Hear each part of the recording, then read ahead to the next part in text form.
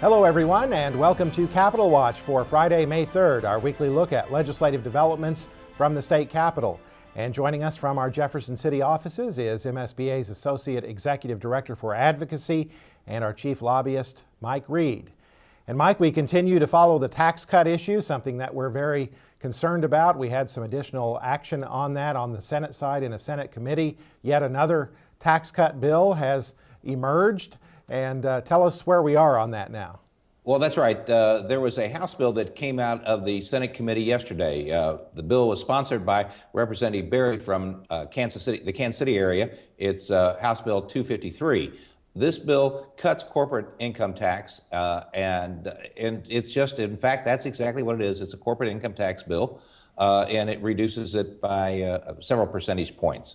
The bill has what the sponsor says are some triggers in it that it doesn't go into effect unless certain growth happens. But we're back to the same situation. We're very concerned that these tax cut bills have no way to be revenue neutral. We're really worried about the fact that this could cause reduction in general revenue. Presently, the foundation formula is not fully funded, transportation is not fully funded, and we're starting to cut taxes. There is a great concern in the General Assembly, and it's understandable that Kansas's tax cuts is going to cause a lot of people to leave the Kansas City area and move their business to the Kansas side. And this is an attempt to try to stop that situation. But as the Kansas City Star article said recently, Don Hall, who is with Hallmark Cards, says, you know, this is not the kind of race that we should be having. We are not opposed to examining tax structure and seeing what's best for this state to keep growing. However, growing taxes or reducing taxes and on the backs of children, so we're not giving services to children that are already required by law, we don't believe is the prudent way and the proper way to go. So Mike, this House bill, could that be the vehicle for tax cuts as it moves forward in the last couple of weeks in the General Assembly? We've been concerned about Senate Bill 26, but this looks like it may be emerging as an alternative. Is that the way you see it? That's the way I do see it, that this may be emerging as an alternative. Senate Bill 26 had some tax increases in it with some sales tax increases, and there was quite a bit of concern that the governor would veto that bill, not concern on our part. But there was quite some question that the governor would veto that. Since this new bill does not have any tax increases, that's the bill that may be pushing in the next 2 weeks. All right. Another bill that we've been concerned about, Mike, is Senate Bill 125. It deals with teacher evaluations and some other subjects as well. A bill that we're concerned about because, frankly, it's very poorly drafted, isn't it? That is correct. The way the teacher evaluation is drafted, it still talks about the tenure part, and they do not fit well together. There are just some very big holes in this piece of legislation. It's still sitting on the House. There was some movement last week to try to get it passed. However, it appears that there are not enough votes presently to get that bill passed. Also, there is some discussion to strip out a number of parts of the bill, but I'm not sure that how far that's going to go. I really look for there to be some resolution on this question in the next week. But as it's drafted right now and as it sits before the members of the General Assembly and the members of the House, we are against the piece of legislation. Another issue we've been following closely this session, Mike, of course, is tax credit reform, something that we strongly support at MSBA. The Senate took some action this week on its version of tax credit reform. The House has also acted on its version of tax credit reform. Let's take a look now at some remarks by Senator Tom Dempsey on the Senate floor regarding the tax credit bill that was considered by the Senate this week.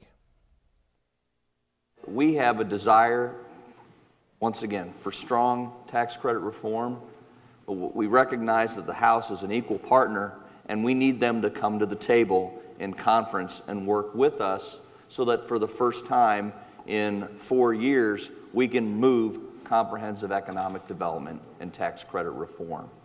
And so it's still, the amendment that I have offered is for $70 million and a $10 million cap for small projects.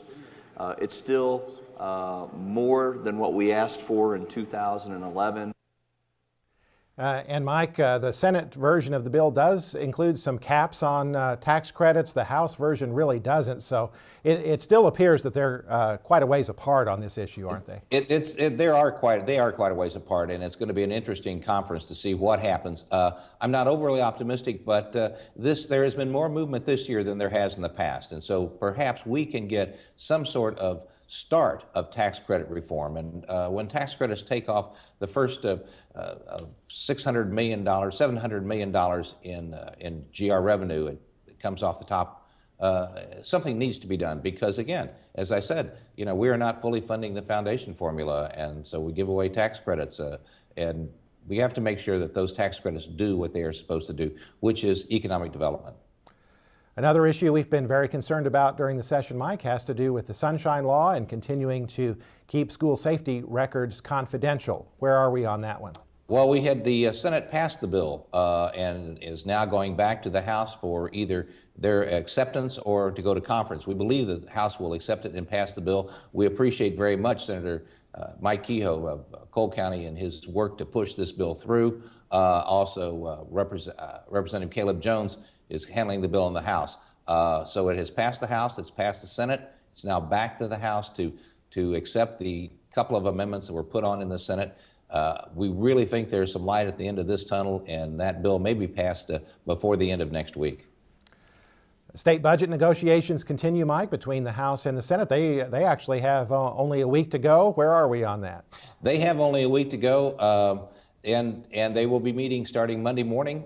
There will be a lot of work done on trying to get the conferees to come together on that. The the floor leader of the Senate suggested that the Senate be ready to work on Friday because he thinks that it won't be finished until late Friday afternoon, which is the statutory deadline. There's always optimism among the lobbyists that it'll be finished up by Thursday, but there's a lot of work to be done. There's still some questions on education funding and how big is the increase. It's someplace over $60 million, but we'll have to wait and see. As I say, the conferees start work Monday morning. 2 weeks left in the session, Mike. Tell us what you see for the coming week and actually the next 2 weeks as we head toward adjournment.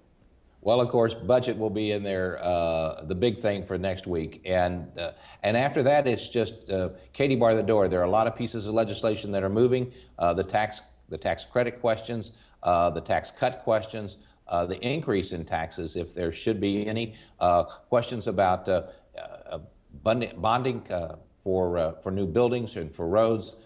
There was a bill that was passed in the House yesterday for new construction in several places around the state of Missouri. A lot of things are moving right now. So it's going to be a very interesting next 2 weeks.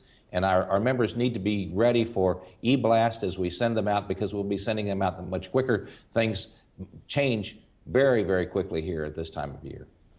All right, Mike Reed, you have a busy couple of weeks ahead of you. And as you mentioned, we'll be keeping our members informed about developments, and things can certainly change on a daily basis, as you mentioned. And we'll be sending out any critical issue alerts as needed. Also, be sure to read our Legislative Voice newsletter, electronic newsletter we send on Fridays, our daily updates on our blog, and of course, this program. And we thank you for joining us today and hope you join us again next week for another edition of MSBA's Capital Watch.